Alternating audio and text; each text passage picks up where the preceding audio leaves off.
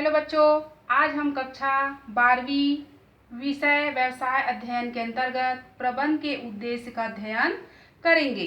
प्रबंध के उद्देश्य 5 उद्देश्य है।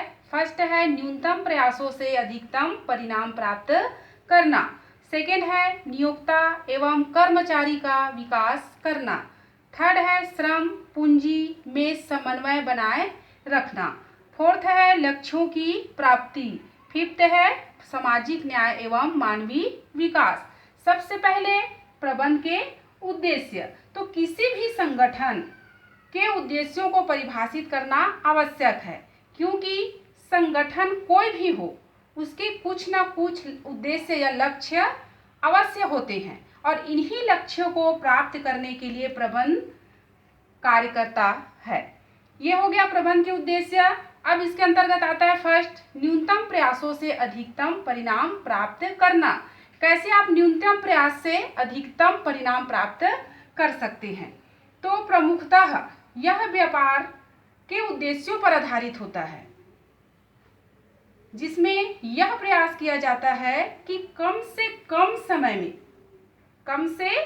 समय में लागत व समय में अधिक से अधिक परिणाम प्राप्त किए जा सके। अर्थात आप कैसे कम समय से अधिकतम लाभ प्राप्त कर सकते हैं, तथा मानवीय एवं भौतिक संसाधनों के प्रयोग से मानव निर्मित और प्रकृति द्वारा जो संसाधन मिला रहता है उससे आप कैसे अच्छे से अच्छे परिणामों को प्राप्त करना ही प्रबंध का मुख्य लक्ष्य होता है। सेकेंड है नियोक्ता एवं कर्मचारी का विकास करना।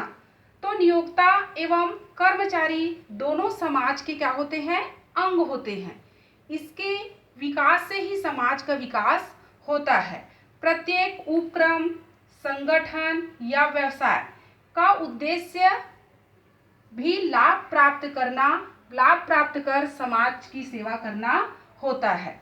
तीसरा है श्रम पूंजी समन्वय बनाए रखना।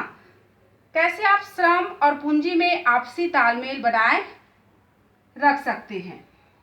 तो किसी भी उपक्रम के 2 प्रमुख वर्ग होते हैं। कोई भी उपक्रम हो उसके 2 प्रमुख वर्ग होते हैं। एक श्रम जो उपक्रम के कार्य में महत्वपूर्ण भूमिका निभाती है, और दूसरी थर्ड श्रम पूंजी में समन्वय बनाए रखना, अर्थात आपसी तालमेल बनाए रखना।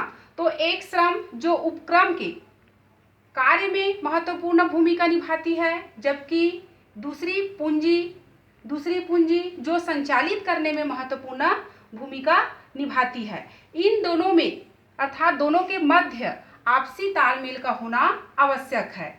अगर समन्वय व संतुलन के बिना उपक्रम जो रहेगा वो क्या हो जाएगा? ढह जाएगा, अर्थात बिखर सकता है। प्रबंध इन दोनों के मध्य सदैव पुल यानी जोड़ का काम करती है।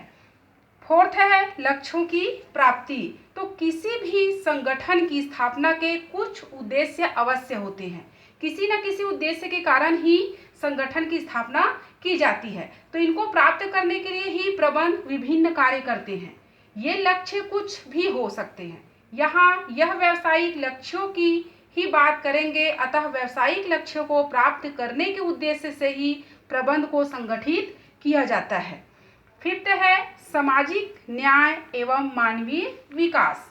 तो एक प्रभावी प्रबंध समाज में समृद्धि लाता है।